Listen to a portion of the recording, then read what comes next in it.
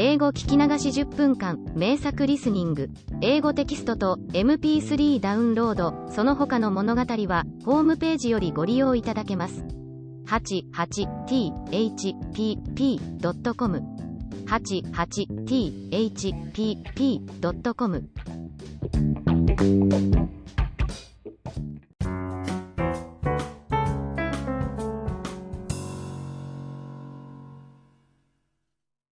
Jack and the Beanstalk. A long, long time ago, when most of the world was young and folk did what they liked because all things were good, there lived a boy called Jack. His father was bedridden, and his mother, a good soul, was busy early morns and late eyes planning and placing how to support her sick husband and her young son by selling the milk and butter which Milky White, the beautiful cow, gave them without stint. For it was summertime. But winter came on, the herbs of the fields took refuge from the frost in the warm earth, and though his mother sent Jack to gather what fodder he could get in the hedgerows, he came back as often as not with a very empty sack, for Jack's eyes were so often full of wonder at all the things he saw that sometimes he forgot to work. So it came to pass that one morning Milky White gave no milk at all, not one drain. Then the good hard-working mother threw her apron over her head and sobbed. "What shall we do? What shall we do?" Now Jack loved his mother, besides, he felt just a bit sneaky at being such a big boy and doing so little to help. So he said, "Cheer up. Cheer up. I'll go and get work somewhere." And he felt as he spoke as if he would work his fingers to the bone, but the good woman shook her head mournfully. "You've tried that before, Jack," she said, "and nobody would keep you. You are quite a good lad, but your wits go a wool gathering. No, we must sell Milky White and live on the money. It is no use crying over milk that is not here to spill."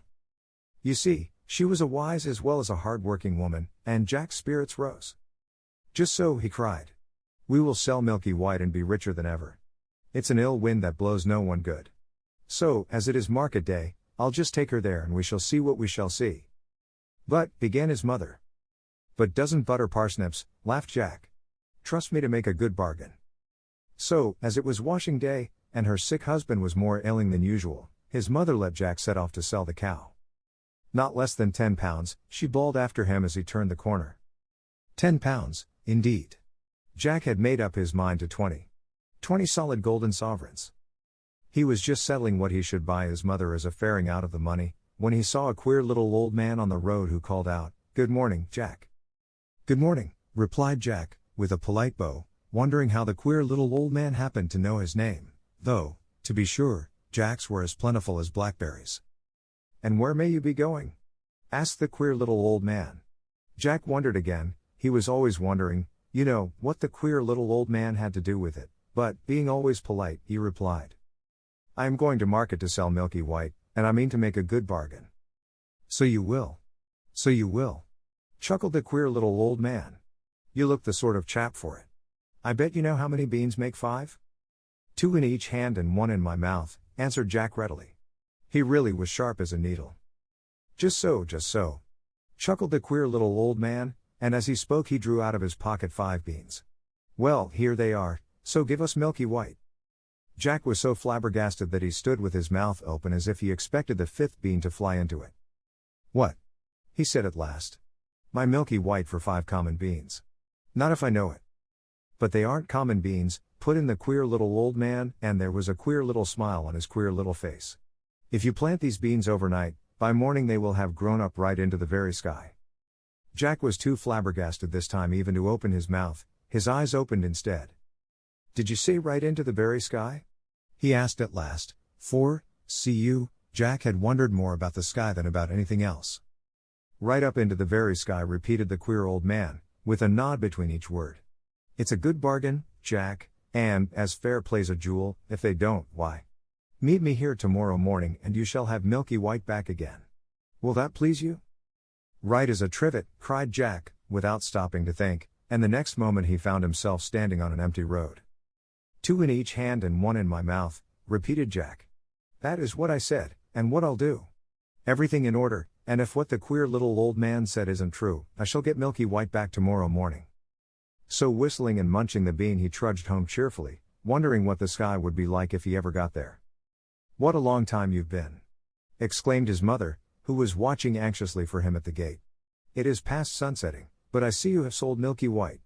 Tell me quick how much you got for her." You'll never guess, began Jack. Laws o' mercy. You don't say so, interrupted the good woman. And I wording all day lest they should take you in. What was it? 10 pounds, 15, sure it can't be 20. Jack held out the beans triumphantly. There, he said. That's what I got for her, and a jolly good bargain too. It was his mother's turn to be flabbergasted, but all she said was, What? Them beans? Yes, replied Jack, beginning to doubt his own wisdom, but they're magic beans. If you plant them overnight, by morning they grow right up into the sky. Oh. Please don't hit so hard. For Jack's mother for once had lost her temper, and was belaboring the boy for all she was worth. And when she had finished scolding and beating, she flung the miserable beans out of window and sent him, supperless, to bed. If this was the magical effect of the beans, thought Jack ruefully, he didn't want any more magic, if you please. However, being healthy and, as a rule, happy, he soon fell asleep and slept like a top. When he woke he thought at first it was moonlight, for everything in the room showed greenish. Then he stared at the little window. It was covered as if with a curtain by leaves. He was out of bed in a trice, and the next moment, without waiting to dress, was climbing up the biggest beanstalk you ever saw. For what the queer little old man had said was true. One of the beans which his mother had chucked into the garden had found soil, taken root, and grown in the night. Where? Up to the very sky? Jack meant to see at any rate. So he climbed, and he climbed, and he climbed. It was easy work, for the big beanstalk with the leaves growing out of each side was like a ladder, for all that he soon was out of breath. Then he got his second wind, and was just beginning to wonder if he had a third when he saw in front of him a wide, shining white road stretching away and away and away. So he took to walking, and he walked, and walked, and walked, till he came to a tall, shining white house with a wide white doorstep. And on the doorstep stood a great big woman with a black porridge pot in her hand. Now Jack, having had no supper, was hungry as a hunter, and when he saw the porridge pot he said quite politely, Good morning, I wonder if you could give me some breakfast? Breakfast? Echoed the woman, who, in truth, was an ogre's wife. If it is breakfast you're wanting, it's breakfast you'll likely be, for I expect my man home every instant, and there is nothing he likes better for breakfast than a fat boy grilled on toast. Now Jack was not a bit of a coward, and when he wanted a thing he generally got it, so he said cheerful like, I'd be fatter if I'd had my breakfast. Whereat the ogre's wife laughed and bade Jack come in, for she was not, really, half as bad as she looked. But he had hardly finished the great bowl of porridge and milk she gave him when the whole house began to tremble and quake. It was the ogre coming home. Thump! Thump! Thump! Into the oven with you, sharp! Cried the ogre's wife, and the iron oven door was just closed when the ogre strode in. Jack could see him through the little peephole slide at the top where the steam came out. He was a big one for sure. He had 3 sheep strung to his belt, and these he threw down on the table. Here, wife, he cried, roast me these snippets for breakfast, they are all I've been able to get this morning, worse luck. I hope the oven's hot. And he went to touch the handle, while Jack burst out all of a sweat, wondering what would happen next. Roast! Echoed the ogre's wife. Pooh! The little things would dry to cinders. Better boil them. So she set to work to boil them, but the ogre began sniffing about the room. They don't smell, mutton meat, he growled. Then he frowned horribly and began the real ogre's rhyme. Fee-fi-fo-fum. I smell the blood of an Englishman. Be he alive, or be he dead. I'll grind his bones to make my bread. Don't be silly, said his wife. It's the bones of the little boy you had for supper that I'm boiling down for soup. Come, eat your breakfast, there's a good ogre. So the ogre ate his 3 sheep, and when he had done he went to a big oaken chest and took out 3 big bags of golden pieces. These he put on the table, and began to count their contents while his wife cleared away the breakfast things. And by his head began to nod, and at last he began to snore, and snored so loud that the whole house shook. Then Jack nipped out of the oven and, seizing one of the bags of gold, crept away, and ran along the straight, wide, shining white road as fast as his legs would carry him till he came to the beanstalk. He couldn't climb down it with the bag of gold, it was so heavy, so he just flung his burden down first, and, helter-skelter, climbed after it. And when he came to the bottom, there was his mother picking up gold pieces out of the garden as fast as she could, for, of course, the bag had burst. Laws a mercy me, she says. Wherever have you been? See. It's been raining gold. No, it hasn't, began Jack. I climbed up. Then he turned to look for the beanstalk, but, lo and behold, it wasn't there at all. So he knew, then, it was all real magic.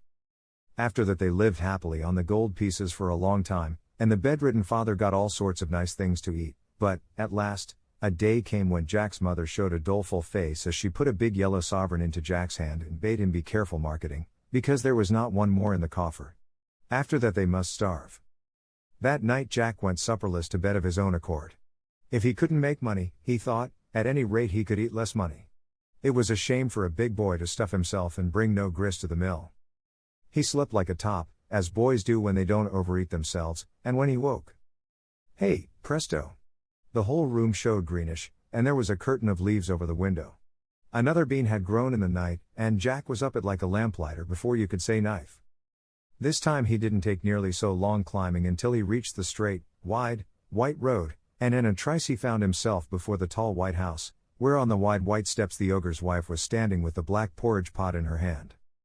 And this time Jack was as bold as brass. "Good morning, Em," he said. "I've come to ask you for breakfast, for I had no supper, and I'm as hungry as a hunter." "Go away, bad boy," replied the ogre's wife. "Last time I gave a boy breakfast my man missed a whole bag of gold. I believe you are the same boy." "Maybe I am, maybe I'm not," said Jack, with a laugh. "I'll tell you true when I've had my breakfast, but not till then." So the ogre's wife, who was dreadfully curious, gave him a big bowl full of porridge, but before he had half finished it he heard the ogre coming. Thump! Thump! Thump! "In with you to the oven," shrieked the ogre's wife. "You shall tell me when he has gone to sleep." This time Jack saw through the steam peephole that the ogre had 3 fat calves strung to his belt. "Better luck today, wife," he cried, and his voice shook the house. "Quick! Roast these trifles for my breakfast. I hope the oven's hot." And he went to feel the handle of the door, but his wife cried out sharply. "Roast? Why, you'd have to wait hours before they were done. I'll broil them, see how bright the fire is." "Umph!" growled the ogre. And then he began sniffing and calling out. "Fee-fi-fo-fum. I smell the blood of an Englishman. Be he alive, or be he dead. I'll grind his bones to make my bread." "Twaddle," said the ogre's wife. "It's only the bones of the boy you had last week that I've put into the pig bucket." "Umph," said the ogre harshly, but he ate the broiled calves, and then he said to his wife, "Bring me my hen that lays the magic eggs. I want to see gold." So the ogre's wife brought him a great big black hen with a shiny red comb. She plumped it down on the table and took away the breakfast things. Then the ogre said to the hen, "Lay." And it promptly laid, what do you think? A beautiful, shiny, yellow, golden egg. "None so dusty, henny penny," laughed the ogre. "I shan't have to beg as long as I've got you." Then he said, "Lay." Once more, and, lo and behold, there was another beautiful, shiny, yellow, golden egg. Jack could hardly believe his eyes, and made up his mind that he would have that hen, come what might. So, when the ogre began to doze, he just out like a flash from the oven, seized the hen, and ran for his life. But, you see, he reckoned without his prize, for hens, you know, always cackle when they leave their nests after laying an egg, and this one set up such a scrawling that it woke the ogre. "Where's my hen?" he shouted, and his wife came rushing in, and they both rushed to the door, but Jack had got the better of them by a good start, and all they could see was a little figure right away down the wide white road, holding a big, scrawling, cackling, fluttering black hen by the legs. How Jack got down the beanstalk he never knew. It was all wings, and leaves, and feathers, and cacklings, but get down he did, and there was his mother wondering if the sky was going to fall. But the very moment Jack touched ground he called out, "Lay!" And the black hen ceased cackling and laid a great, big, shiny, yellow, golden egg. So everyone was satisfied, and from that moment everybody had everything that money could buy. For, whenever they wanted anything, they just said, "Lay." And the black hen provided them with gold. But Jack began to wonder if he couldn't find something else besides money in the sky. So one fine moonlight midsummer night he refused his supper, and before he went to bed stole out to the garden with a big watering can and watered the ground under his window, for, thought he, there must be 2 more beans somewhere, and perhaps it is too dry for them to grow. Then he slept like a top. And, lo and behold, when he woke, there was the green light shimmering through his room, and there he was in an instant on the beanstalk, climbing, climbing, climbing for all he was worth. But this time he knew better than to ask for his breakfast, for the ogre's wife would be sure to recognize him. So he just hid in some bushes beside the great white house, till he saw her in the scullery, and then he slipped out and hid himself in the copper, for he knew she would be sure to look in the oven first thing. And by he heard thump, thump, thump. And peeping through a crack in the copper lid, he could see the ogre stalk in with 3 huge oxen strung at his belt. But this time, no sooner had the ogre got into the house than he began shouting. Fee-fi-fo-fum. I smell the blood of an Englishman. Be he alive, or be he dead. I'll grind his bones to make my bread. For, see you, the copper lid didn't fit tight like the oven door, and ogres have noses like a dog's for scent. Well, I declare, so do I, exclaimed the ogre's wife. It will be that horrid boy who stole the bag of gold and the hen. If so, he's hid in the oven. But when she opened the door, lo and behold, Jack wasn't there. Only some joints of meat roasting and sizzling away. Then she laughed and said, You and me be fools for sure. Why, it's the boy you caught last night as I was getting ready for your breakfast. Yes, we be fools to take dead meat for live flesh. So eat your breakfast, there's a good ogre. But the ogre, though he enjoyed roast boy very much, wasn't satisfied, and every now and then he would burst out with fee-fi-fo-fum, and get up and search the cupboards, keeping Jack in a fever of fear lest he should think of the copper. But he didn't. And when he had finished his breakfast he called out to his wife, Bring me my magic harp. I want to be amused. So she brought out a little harp and put it on the table. And the ogre leant back in his chair and said lazily, Sing. And, lo and behold, the harp began to sing. If you want to know what it sang about? Why, it sang about everything. And it sang so beautifully that Jack forgot to be frightened, and the ogre forgot to think of fee-fi-fo-fum, and fell asleep and did not snore. Then Jack stole out of the copper like a mouse and crept hands and knees to the table, raised himself up ever so softly and laid hold of the magic harp, for he was determined to have it. But, no sooner had he touched it, than it cried out quite loud, Master! Master! So the ogre woke, saw Jack making off, and rushed after him. My goodness, it was a race. Jack was nimble, but the ogre's stride was twice as long. So, though Jack turned, and twisted, and doubled like a hare, yet at last, when he got to the beanstalk, the ogre was not a dozen yards behind him. There wasn't time to think, so Jack just flung himself onto the stalk and began to go down as fast as he could, while the harp kept calling, Master! Master! At the very top of its voice. He had only got down about a quarter of the way when there was the most awful lurch you can think of, and Jack nearly fell off the beanstalk.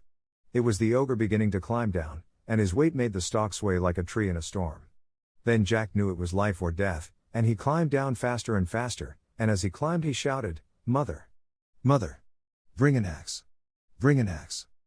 Now his mother, as luck would have it, was in the backyard chopping wood, and she ran out thinking that this time the sky must have fallen. Just at that moment Jack touched ground, and he flung down the harp, which immediately began to sing of all sorts of beautiful things, and he seized the axe and gave a great chop at the beanstalk, which shook and swayed and bent like barley before a breeze.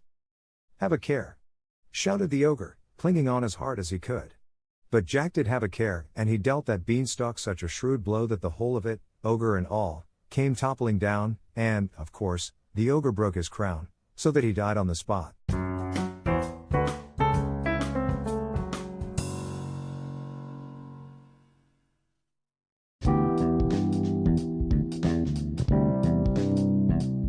英語聞き流し10分間、名作リスニング、英語テキストと MP3 ダウンロード、その他の物語は、ホームページよりご利用いただけます。